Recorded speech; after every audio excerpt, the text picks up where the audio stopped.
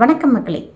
நேற்று தாவேகா முகவர்களுக்கான கருத்தரங்கு ஒன்று கோயம்புத்தூரில் நடந்தது.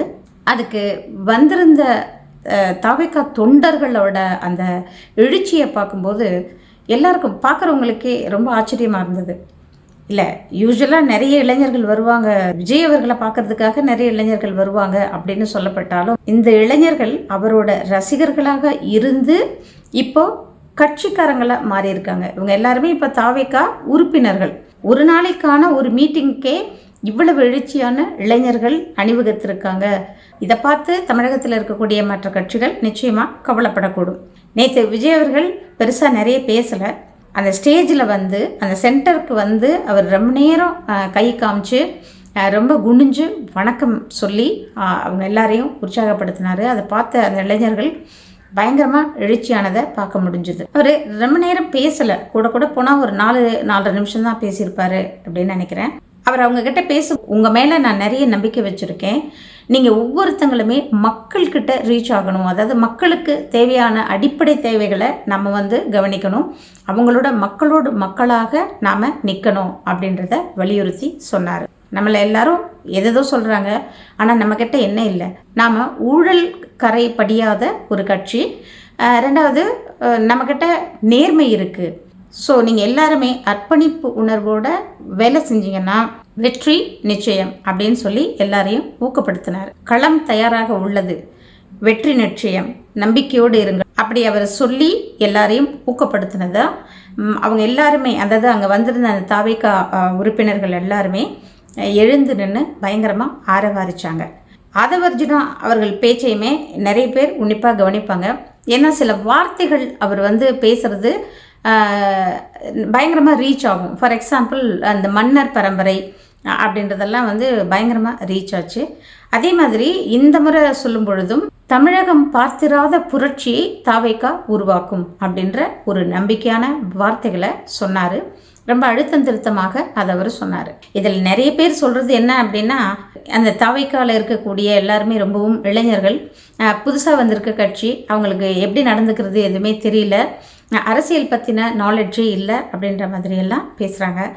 ஆமாம், புதுசாக வந்திருக்க கட்சிக்கு நிச்சயமாக அரசியல் பற்றின பெரிய நாலேஜ் இருக்காது. ஆனால் ஒரே ஒரு விஷயத்தையும் நம்ம கவனத்தில் வச்சுக்கணும். புதுசாக வர ஒருத்தங்களுக்கு வாய்ப்பு கொடுக்கும்போது நிச்சயமாக அதில் நிறைய மாற்றங்களை தமிழகம் சந்திக்கும். அது நிச்சயமாக நல்ல மாற்றங்களாக இருக்கும். ஏன்னா புதுசாக வரவங்க நிச்சயமாக ஊழல் பண்ண மாட்டாங்க, ஊழல் பண்ணுறதுக்கு பயப்படுவாங்க.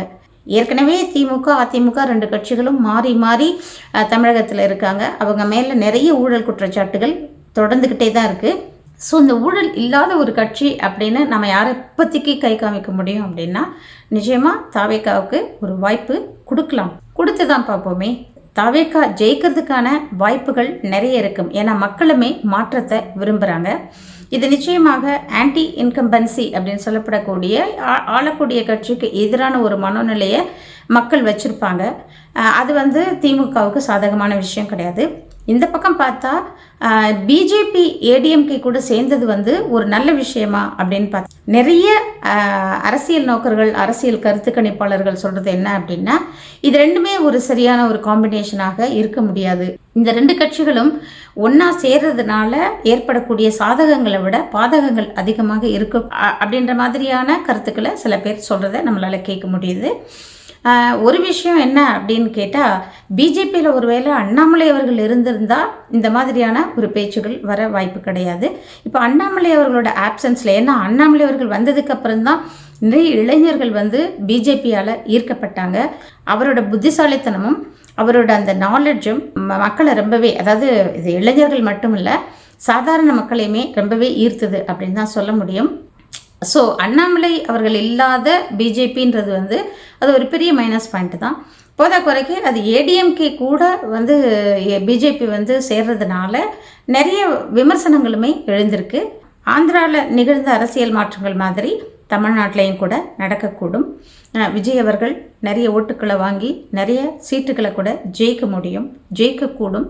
கணிசமான அளவுக்கு ஓட்டுகளை பிரிக்கக்கூடும். பொறுத்திருந்து பார்க்கலாம் விஜய் அவர்கள் என்ன செய்ய போகிறாங்க. நிறைய ஓட்டுகளை பிரிப்பார் அப்படின்னு சொல்கிறாங்க. ஒருவேளை மக்களுடைய மனதில் ஏற்படக்கூடிய மாற்றங்கள் விஜய் அவர்களுக்கு ஓட்டுக்களாக விழக்கூடும். நடுத்தர வயது உள்ளவர்களும் இளைஞர்களும் நிறைய பேர் ஓட்டளிக்கக்கூடும். அப்படி ஓட்டளிக்கும் பட்சத்தில் விஜய் அவர்கள் தமிழக அரசியல் களத்தில் ஒரு நல்ல திருப்பு முனையை ஏற்படுத்துவார் அப்படின்றது நிச்சயமாக நம்ம நம்பலாம். ஆனால் இதுக்கு நடுவில் இன்னும் சில பேச்சுகள் இருக்குது. நேற்று சவுக்கு சங்கர் அவர்களோட சேனலில் வந்து ஒரு ஸ்டார்ட் பண்ணிட்டாரு. அவர் சொல்கிற கருத்து கணிப்பு என்ன அப்படின்னு கேட்டால், விஜய் அவர்களை வந்து பிஜேபி ஏடிஎம்கே அந்த கூட்டணிக்குள்ளே கொண்டு வரதுக்கான விஷயங்கள் நடக்கக்கூடும். அவர் வந்து இந்த கூட்டணியில் இணையலாம் அப்படின்னு சொல்கிறாங்க. அப்படி இணைவதனால விஜய் அவர்களுக்கு சாதகமான விஷயங்கள் நடக்கும் அப்படின்ற மாதிரியும் அவர் சொல்கிறாரு. தெரியாது, அரசியலில் என்ன வேணால் நடக்கலாம். நம்மளை மாதிரி மக்கள் இது எல்லாத்தையும் பொறுத்திருந்து பார்த்து யாருக்கு ஓட்டளிக்கணும் அப்படின்றத நிதானமாக யோசித்து முடிவு பண்ணுவோம். இன்னும் நிறைய நேரம் இருக்குது. நன்றி. அடுத்த வீடியோவில் வேறொரு டாப்பிக்கில் சந்திக்கலாம். தயவுசெய்து இந்த சேனலை சப்ஸ்கிரைப் பண்ணி சப்போர்ட் பண்ணுங்கள் மக்களே. கூடவே உங்கள் கமெண்ட்ஸையும் போடுங்க. நன்றி.